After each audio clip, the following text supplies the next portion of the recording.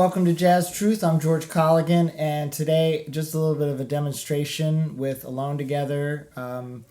This term in my improv class, we are working on standards. Basically, I divide the whole course into sort of scale syllabus, chord scales, and second term is transcriptions, and the third term is applying all of those things to repertoire. And specifically repertoire that's very common, but it's just my thinking that these are the tunes that I want to make sure our students know before they graduate and go out into the jazz world or wherever they end up. I feel like these are the sort of fundamental layer, if you will, of tunes that jazz musicians should have familiarity with. This is Alone Together, a Dietz and Schwartz composition from 1932, so it falls into that Tin Pan Alley era, or Great American Songbook, if you will. And apparently Artie Shaw is the first one to sort of make it famous in the jazz world, and it's been recorded countless times. I advocate singing so that there's sort of more of a connection with the notes. It's sort of, you can fall into this habit of just doing the kind of finger patterns or just known patterns and not really necessarily thinking in terms of a musical line. And I think that the singing aspect, it can limit you in a way that makes your phrasing more musical because you have to breathe. And then you have to really hear what you're playing. So, and of course this is great for vocalists as well. This is what they do anyway, but just in terms of making that connection. So it's something that I work on when I have the chance, and so I'll give you a little bit of a demonstration. Now keep in mind that this is not about necessarily having a great voice. I have taken voice lessons over the years, but I have not been doing that for many, many years, and it's really, some people I think get a little bit freaked out because they're like, oh, I'm not a singer, or I'm afraid people will hear me, and I try to stress that this is just for exercise purposes. It may not necessarily be for public consumption. So, but that's not the point. The point is to solidify what you already do. So here we go.